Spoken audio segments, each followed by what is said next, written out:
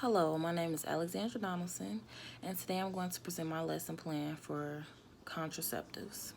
My target audience for this lesson plan is 10th grade students. There'll be about 20 students in the class. I have a PowerPoint presentation that I will present to them. Okay, contraceptives. Like I said, the target audience is 10th grade. This is obviously a sex education class, and there will be about 20 students in the class. Before I present the PowerPoint, I will hand out a sheet with different types of birth control choices to the students. It will have a picture of the birth control, how well it works, how to use it, and the pros and cons.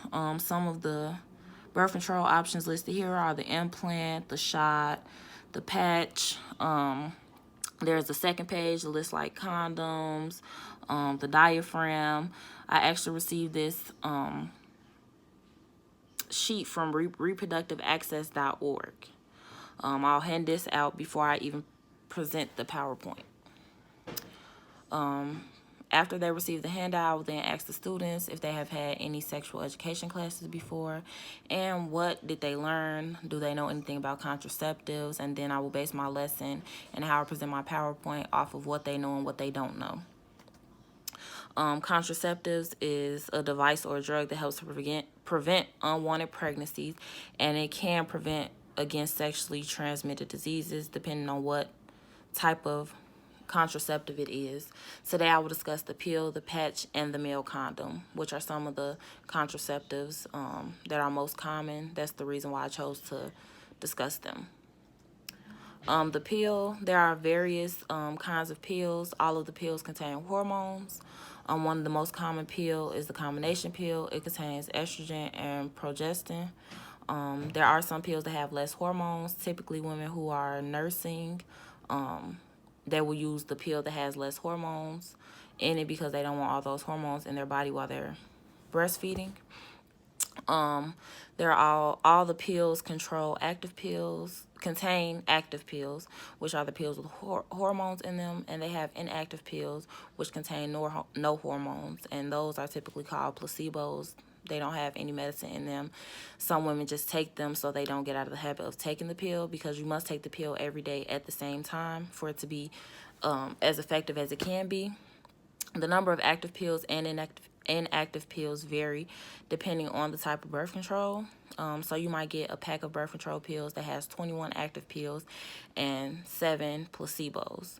You might receive one that has way more active pills and little inactive pills, because some women only want their period every 3 months, so their pill would cater to that versus getting a period every month. The pill can cause irregular periods or spotting here and there. You can get nausea or headaches from the pill. It's actually known as being the most effective method of birth control. It comes in a pack just like this. Once you open the pack, the pill, in this pack you'll see 21 active pills and you'll see 7 placebos. So it'll tell you the start date, what day you take each pill on, how to start the pack, and all that will be included in like the instructions that they give you about the pill. It's very effective. It's just some women have the hassle of, I have to remember to take the pill. The next method of birth control I will discuss is the patch. The patch actually has the same hormones as birth control pills. It's very thin and resembles a Band-Aid. The patch lasts for a week and you must replace it once the week is over. You will basically wear the patch for 3 weeks, and that last week will be when you get your menstrual cycle. And that week you will not wear a patch because you don't want the hormones to keep it where you wouldn't get your period. So once you get the prescription for the patch, you will only have 3 patches for that month. And then, of course, once that last week is over, you would get another set for 3 weeks, and so on and so on. If a woman weighs more than 200 pounds, they say that the patch is not as effective. I guess because of the amount of hormones that's in the patch, it wouldn't work. The woman weighing more than 200 pounds will need more hormones for it to be effective, but the patch only has a certain amount of hormones. a lot of women like the patch because you don't have to remember to take it every day like the pill. You only replace it once a week, which is something women could, remember easily. The patch is actually rarely new.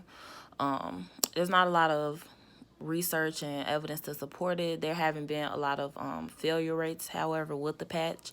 It just has not been around as long as like the pill or IUD or other forms of contraceptive. But the patch is actually kind of like the same as the pill. You just don't take it every day. It has the same hormones and everything. It's just depends on what you prefer. The last contraceptive I will discuss is the male condom. The male condom is a sheath that goes over the penis.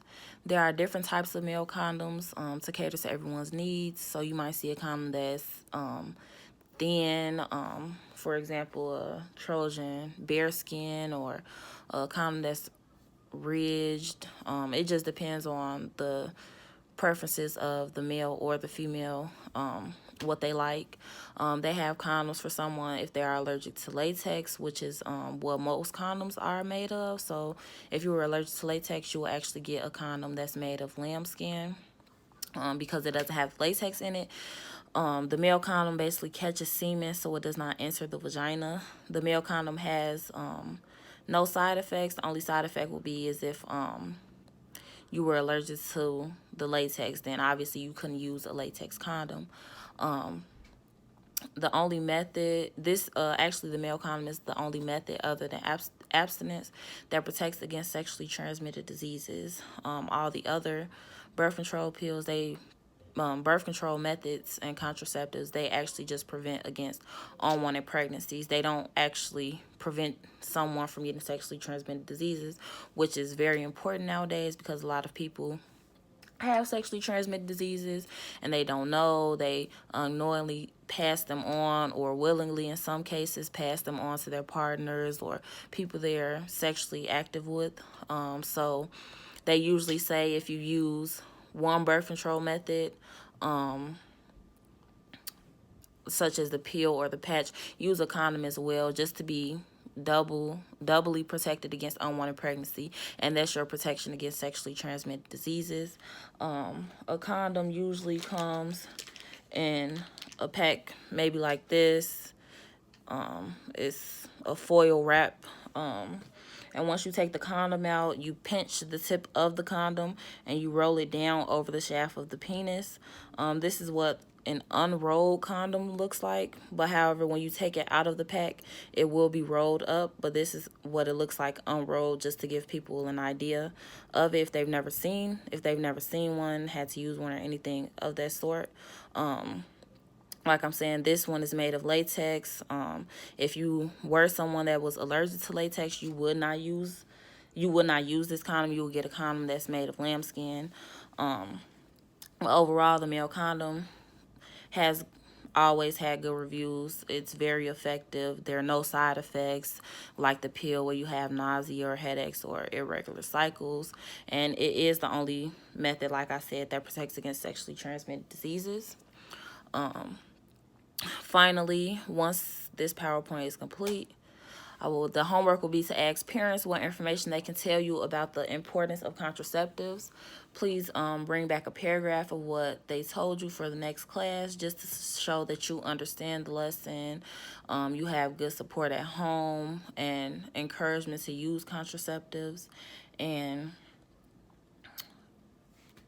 you just have that knowledge now. So ask your parents what they can actually tell you that I might not have covered. They can go over the handout with you, and then just bring back what you know. That completes my lesson. Thank you for listening, and have a good day.